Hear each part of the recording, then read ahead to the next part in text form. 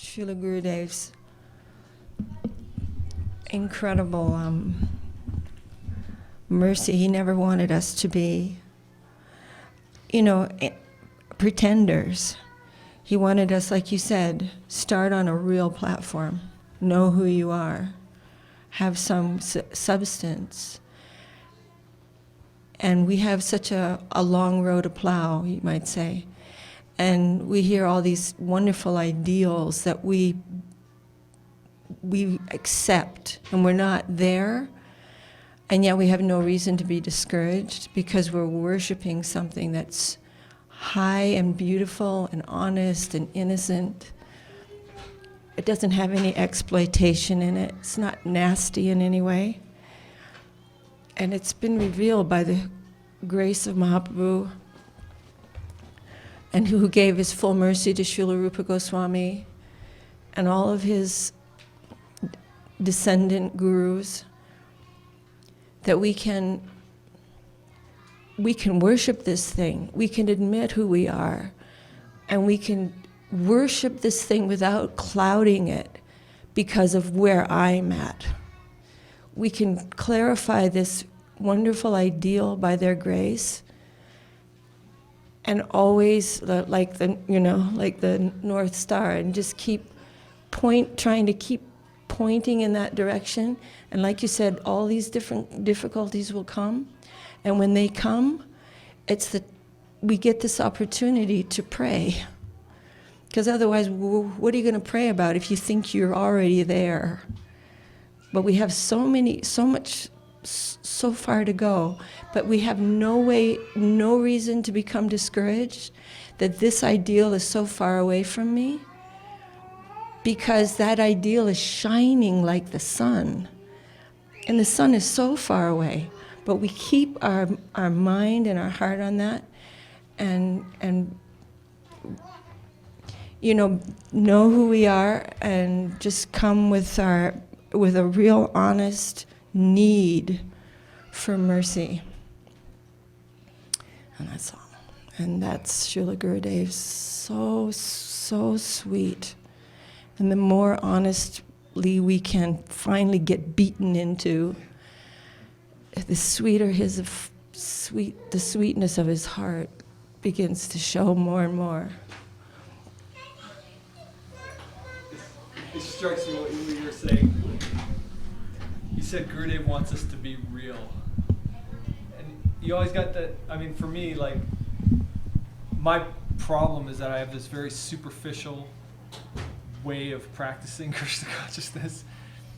And whenever I was around Gurudev, it's like I had this idea, from growing up in Gurukula, and like, you know how to play the mridanga, and you know how to sing the songs and all this stuff, and it's like, I know how to be a devotee. And you start acting like a devotee when you're around Gurudev, and like, he did not like it. He could just see, oh, yay, someone's putting on a show. It's like, just superficial junk, and keeping the heart like way hidden away, like, like, I know how to do this, and it's like, he cut it like every time it came up. Be real, expose yourself, give your heart. Like, he's always just cutting away the superficial.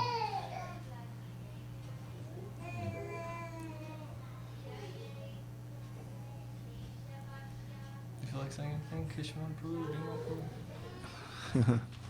Here with the devotees, what can I say? I don't know what to say.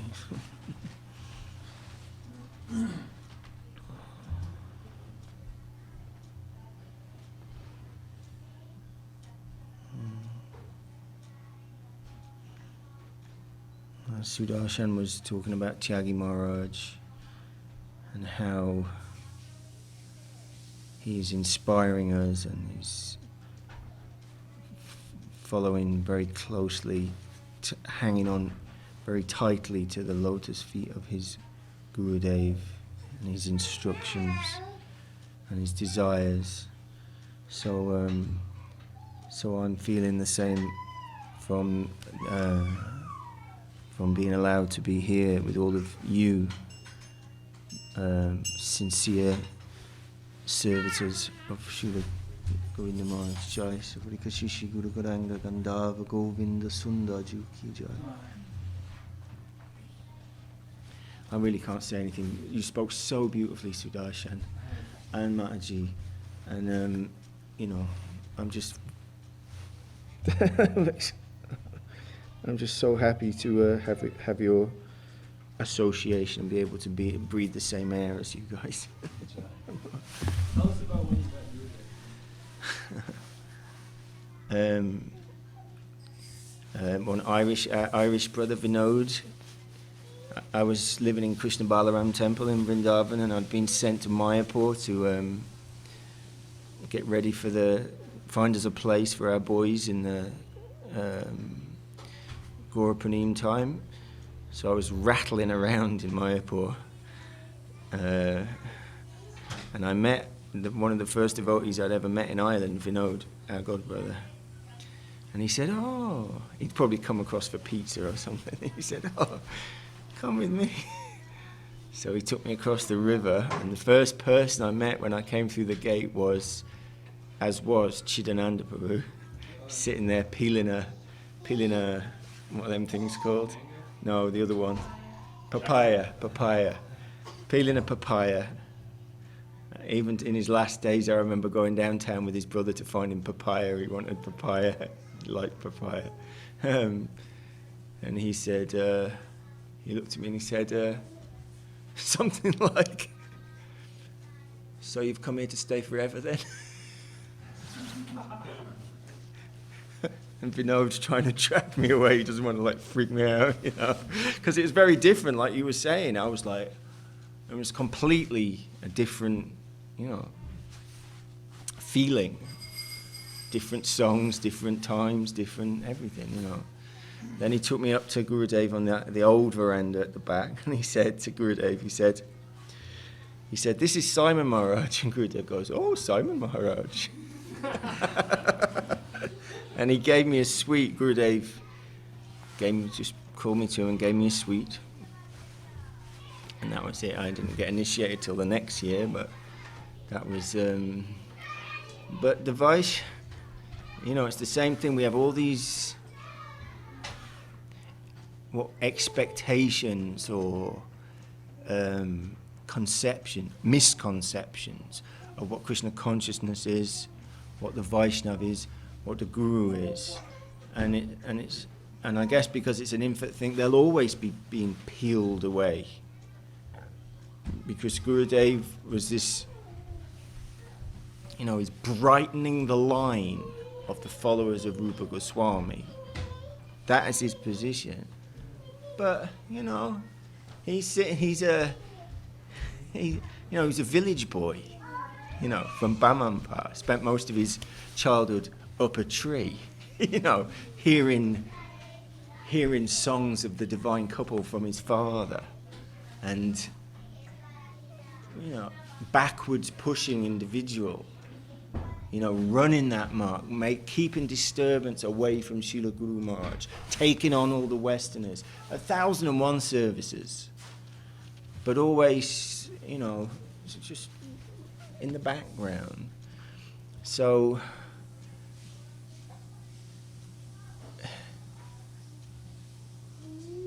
through the mercy of his devotees, because I couldn't see anything, I didn't know who anybody was.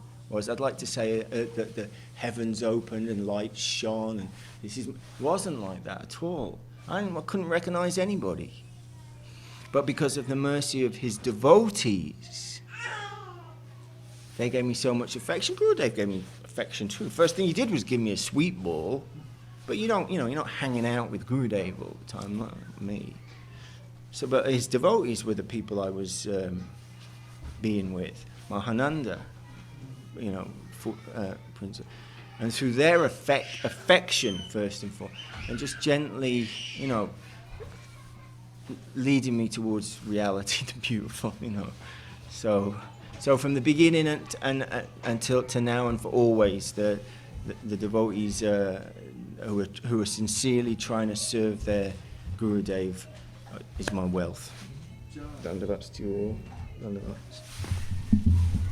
I mean, just my experience with Gurudev has always been, obviously Gurudev's always given me like 100% more than I could even think about giving him, and that's what we're trying to do, right?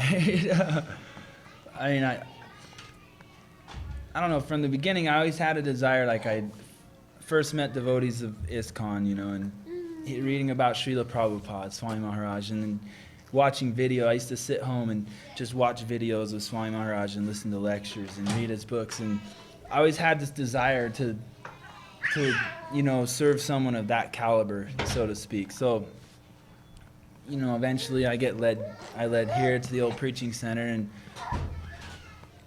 hearing about Gurudev through you guys, Guru Maharaj, like started reading their books, and it was such a different, just reading it, I had a hard time understanding it just because it's so different than like reading Prabhupada's books. There's some differences, but so I had a desire to meet Gurudev, so I tried to do some service, and but I really had this desire, like I wanted to meet Gurudev, I wanted to see him, I wanted to try to do some service. So, Sudar helped me with a ticket. Basically, he let me use his flyer miles, and I paid him a lot less than what it would have cost to fly there. So, already receiving mercy, and so finally I get to go, and we get there, and it's funny to sit outside when we first pull up to the mott in Calcutta. Gurudev is there, and I'm looking up and I'm thinking, like, all right, Gurudev's here, and it's kind of hard to conceive of at first, and we got there and we finally get to go in and see Gurudev, and I just remember being completely overwhelmed. Like, I walk up, probably a video of it somewhere, but I just overwhelmed, and I didn't know what to say. I felt really stupid. So I hand Gurudev, some dakshin, and I offer my dandavats, and Gurudev's talking to me, but I was kind of shy, so I start headed to the back, and Sudar say, Gurudev was still talking to you when you were walking away, and I was just embarrassed and shy. I didn't know, what to say or do. All the devotees are in there. But just from the very beginning, Gurudev is merciful for whatever reason. I don't know why, because I don't deserve it. But me and Sudar, we got to help carry Gurudev up the stairs in his chair, and just little things like.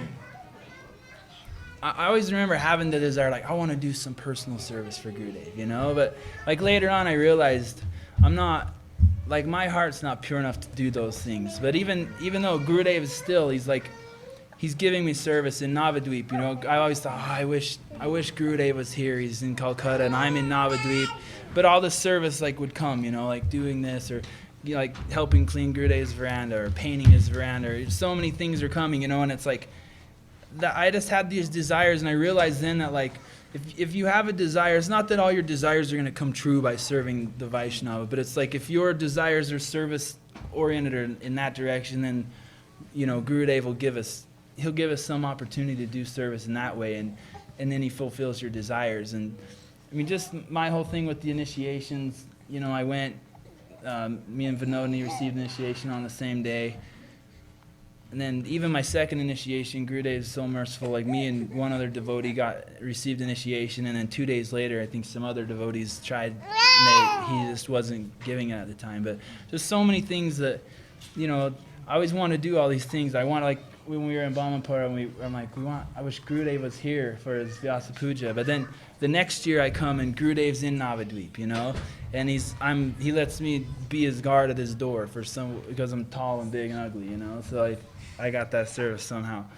But I realized more and more, though, it's like they always talk about servant of the servant of the servant. Like, all these service opportunities I got and I received were actually from other devotees. They were either devotees serving directly to Gurudev, or, sitting out on Gurudev's veranda on the steps, I'd sit out there, and like the devotees would come out and they bring me prasadam from Gurudev's, they're like, here's Gurudev's prasadam. And then I just realized then that, it's kind of like the whole conception, like we're serving servants of Krishna, not so much that we're trying to be in that service, but same thing with all the devotees here, if we can serve each other, we're getting that mercy of Gurudev, and it's almost like you're getting more through the other devotees, because it's coming from Gurudev, and that was kind of my realization there, was the devotees are so merciful, and the same thing here. I think since Gurudev left, I mean, my practicing life is what it is, but I'm like really happy, and when I think you guys are here every week, everyone's here doing their service, sending out the nice emails, everything. I mean, on that video Krishnananda made, it has Tyagi Maharaj talking about when, I'm just paraphrasing, I'll probably get it wrong too, but Srila Maharaj, how happy he would be if he could still see the devotees, serving, and even Tyagi Maharaj says, like, same thing with Gurudev, he'd see how happy, and that's how I feel.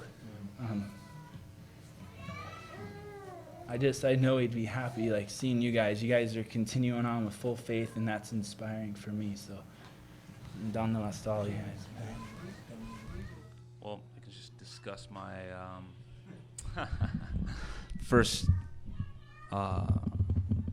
first experience meeting, Srila Gurudev, what it was like, and my stay in Navadvip Dham in 2001, and the little interactions that I had with Gurudev.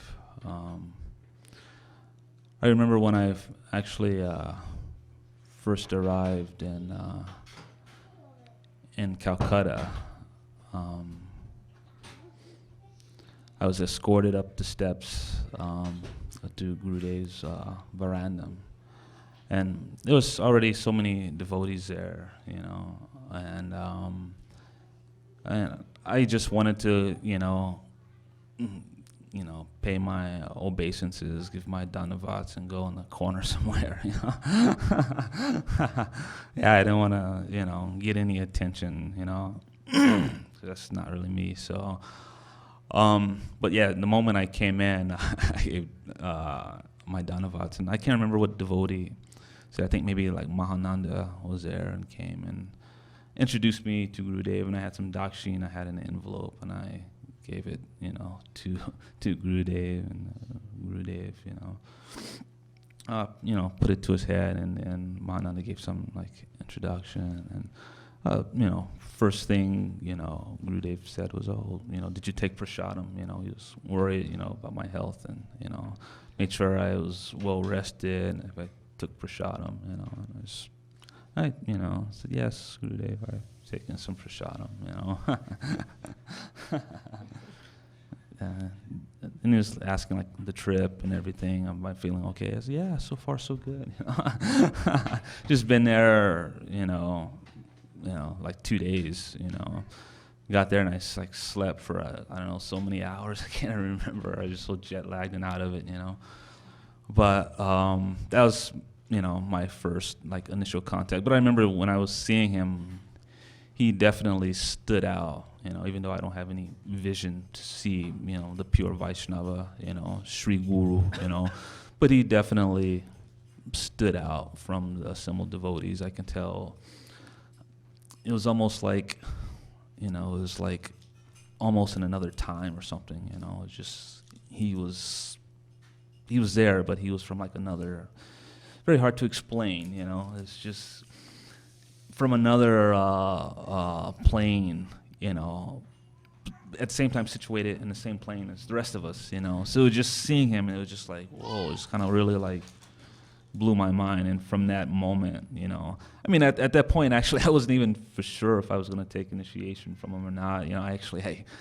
I came with other plans, to see other gurus and stuff, But I was pretty sure, but I wasn't positive, But once I actually seen him, then I knew that, he's the one, So, and then, I offered my, full prostrated obeisances, and you only do that if you're like a disciple, really, And I kind of knew that, So I kind of did it knowing that, I wanted to be like the disciple.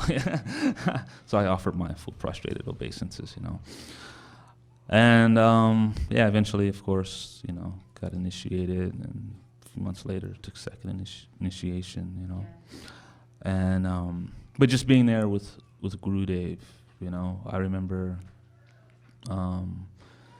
in Calcutta, after we came back from Vrindavan, you know, I was on this like insane like spiritual high from being in Vrindavan, you know, and I was just chanting crazy amount of rounds, and it was just like, wow, you know. But then just being with the Gurudev, you know, I mean, I felt a higher that was even like greater, you know. At that time, he was giving 2 darshans, one in the morning and then one in the evening, you know. And I remember it wasn't that many Western devotees. At that time, a lot of Western devotees weren't coming like they are now, you know. Just for like festival days, they were coming. But as far as like throughout the year, it was only like, for the most of the time, it was like me, Krishna Chandra from London, and Mahananda and Bhakti Lalita, you know. Jai is a big time inspiration for me, you know, it's big time. But and yeah, that was pretty much it. And Jamuna and Didi, so it was just a few of us. But anyways, yeah, I just remember getting those darshans in Calcutta, and I just feeling like super inspired. And there wasn't a lot of service to do in between, so I would just chant like all day, you know. And there was like really nothing else. But I just remember being in Gurudev's association and just trying to read, you know, and understand his mood, you know, and basically try to be a bona fide disciple, because in my heart I accepted him as a bona fide guru, you know, so I had to do my part, you know.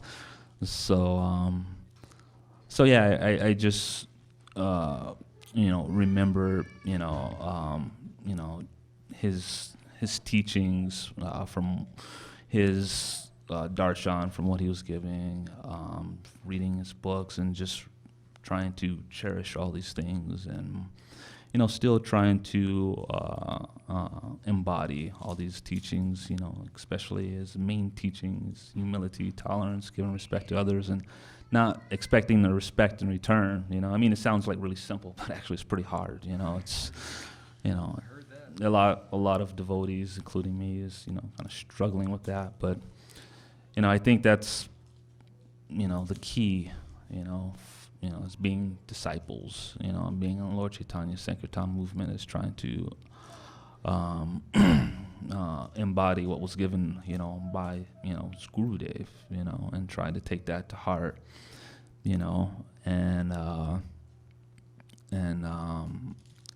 not only to take it to heart, you know, imbibe it and digest it, but to give it to others, you know, and that would definitely reflect, you know, in the particular devotees. So yeah, I'm just very grateful that I've come in contact with Gurudev and, you know, his teachings, and I, you know, also want to continue trying to understand, develop these things, and also try to give to whoever I come in contact with, and, you know, and practice this way, you know, with other, you know, like-minded devotees, and try to do something, you know, tangible, you know, as far as my own practicing life, and trying to give this message and these teachings to other jivas, or, you know, who are interested in spiritual life. So, Jai Srila Bhakti Sundar Govinda-dev Goswami Maharaj ki Jai. Wow, there's so many different things that I can think of actually on this super auspicious day, but I know, like, deeply within myself, that my life has been categorically changed on every level due to some mercy from Srila Gurudev. Every single thing practically that we're looking at in our lives, we've been given this amazing conception with which to view it by, and it changes everything. And there's so many layers of reality beyond just like the physical humdrum of our everyday lives. And I have this complete, like, I can never repay even a tiny bit how much my life has been changed by Srila Gurudev. And I feel so overwhelmed by that, actually, because anything that we're reading, anytime we appreciate faith of any kind within anyone, I've gotten that appreciation through Srila Gurudev. And I've also realized through Srila Gurudev, like, how unbelievably fallen I am and how pathetic my conception is. And through reading these books, you know, we're seeing like what my actual position is and what has been given and what is our hope and our prospect. And I'm overwhelmed with my good fortune of having the association of all the devotees, and my somehow or other have landed in this amazing, very rare place in this material world. And I feel like I have some type of shelter from this material world, from Srila Gurudev's lotus feet and from his conception. And I'm so grateful for that, for lack of a better word. And the last time we saw Srila Gurudev, which you can't help but think of on these holy auspicious days, we were telling him, he was saying something about, you know, the kids. We were in India, and he said, Sudarshan was telling him, oh yes, we have many children in Salt Lake City, Gurudev. And he said, oh yes, children. And he said, they are our greatest treasure. And I just thought it just came into my mind so strongly tonight, because tonight we were working with the kids, and we finished Sri Guru Charana Padma with all the kids here in Salt Lake City. And I feel like that's a really auspicious day that we finished memorizing the arti to worship our spiritual masters on the appearance day of our spiritual master. And I'm feeling like so much life from that. And we really do have such a fortunate opportunity. There's these little devotees, and I remember being really little and people extending themselves to me when I was really young, and feeling so nourished and fortunate from that. And I feel the same way with the kids. Not only are they like, their enthusiasm's carrying over, but I'm feeling nourished from seeing them. And they're also like meditating on their own conceptions coming forward from who knows when, and they're really thinking about it, and they're asking sincere questions. And it's such a joy. So that's all I was thinking about on this auspicious day, and I offer my obeisances to all the devotees. And I feel fortunate to spend the rest of my little life moving in this direction with your mercy. It was right before he was going to be heading back to India. I think it was actually like the day before or something. So I wanted to get up to the temple in between classes and see him before he left. And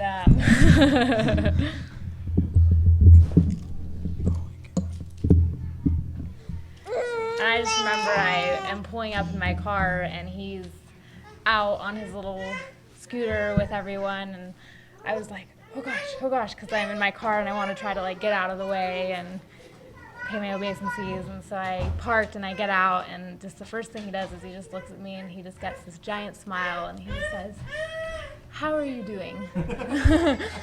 And it just like melted my heart, and I was just like, because I'm just, you know, just feeling, and I was like coming from school, so I had my jeans on, and I was just feeling like, oh God, I feel so horrible, and I'm like in the way, and he just like smiles and just asks me how I'm doing, and he just had like so much affection and sweetness and just concern for everyone, and just always wanted to make sure that everyone was doing good and happy, and I don't know, it just was amazing. And then it was really sweet too, because he would always go down and check the mail with the devotees every day.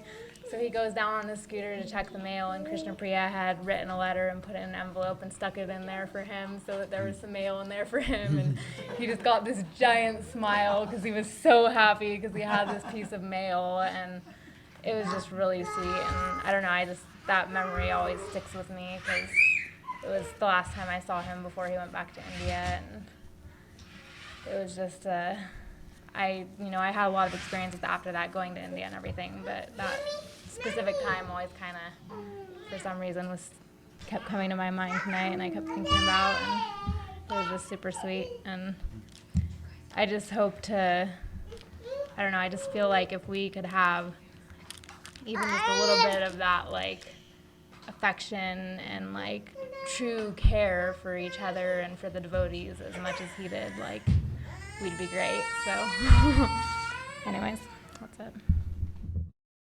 You know, when you said earlier in Sri Guru and His Grace, you quoted, sometimes you don't even know that you're looking for something, and it comes to you. And that's my experience. You know, in my life, I didn't even know that I was looking for something, and it came to me, and it came through Govinda Maharaj. It came through the devotees here in Salt Lake. So even though I haven't been in his presence, I have vicariously through the devotees. So anyway, that's all I have to say. It's always remind me of, it's always remind me of main point.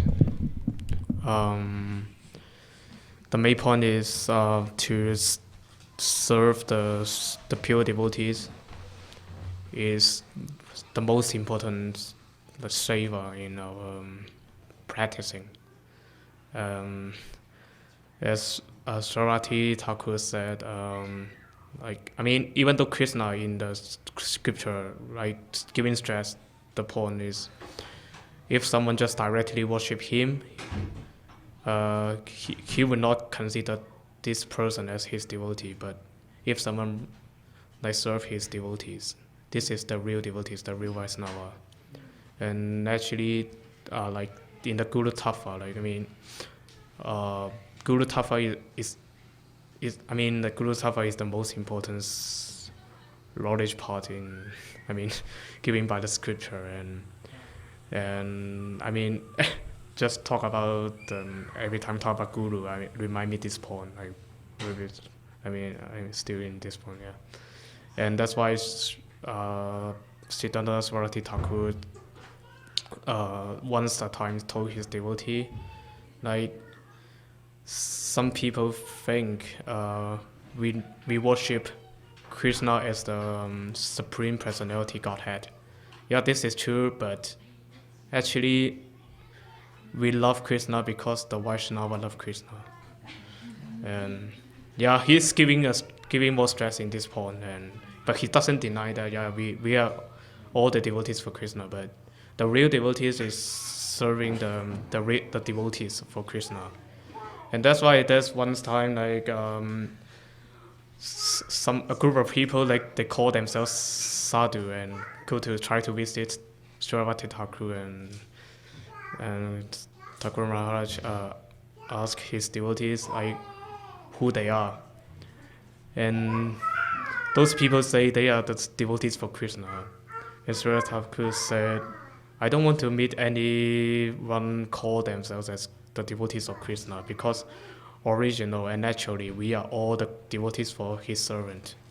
Yeah, if talk about Guru, it just remind me in those things. Yeah, because I have never met Srila Govinda Maharaj, but now I connected with him already. So yeah, still. Yeah. Sorry. I remember the first time I met Gurudev. Well, I'd been living at the ashram in SoCal, California, I don't know, for maybe 6 or 7 months, and I was infatuated with the Krishna conception and the Vedic text and philosophy. I really liked that, but the whole concept of guru I had a real problem with.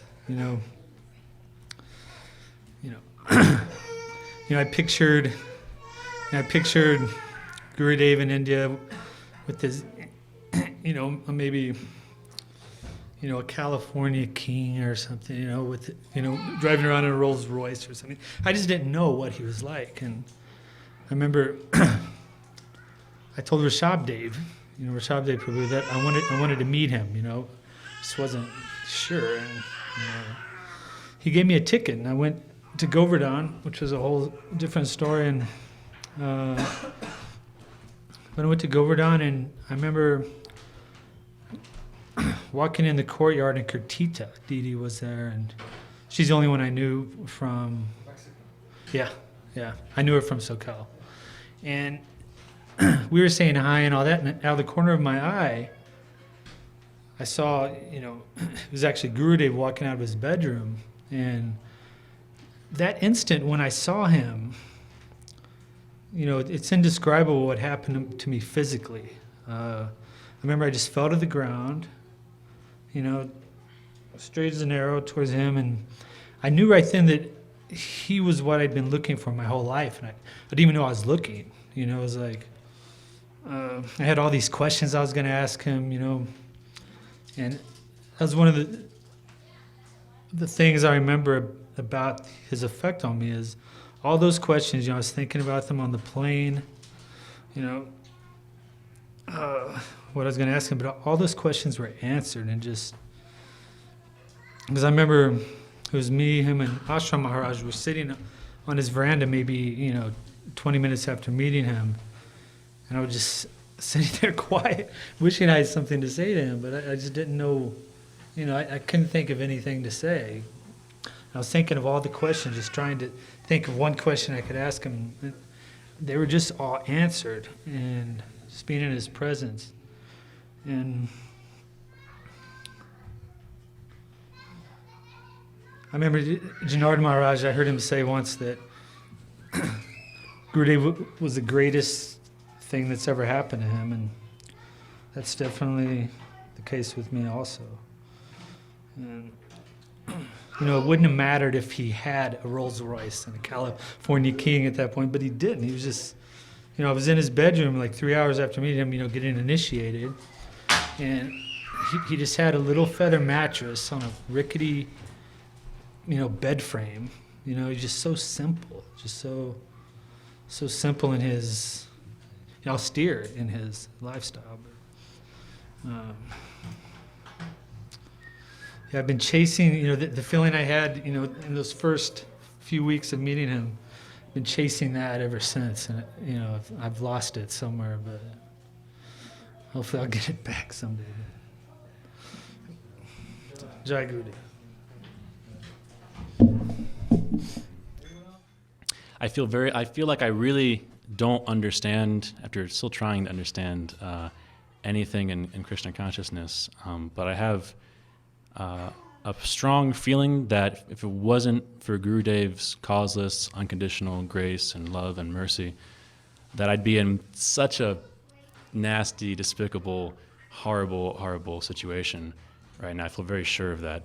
And I also feel sure that if it wasn't for him bringing me into this spiritual family, I wouldn't feel what I feel now, which is that he is taking care of me fully in every single way and in ways I don't understand. And he is very powerfully, very strongly, very energetically always trying to give me his mercy, always trying to bring me closer to him, always trying to pull me to my greatest benefit. And he's doing that through all of you.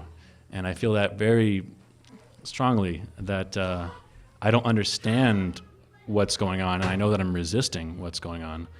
But he's given me full shelter through the devotees of Chaitanya Saraswati Mat, who are all these wonderful, unique